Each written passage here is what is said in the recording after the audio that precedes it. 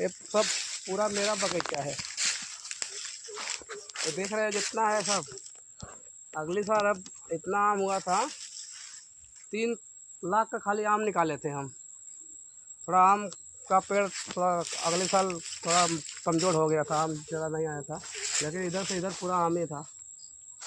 इस साल कोशिश करेंगे पूरा निकालने का, कम से कम 8-9 लाख रुपए आएगा।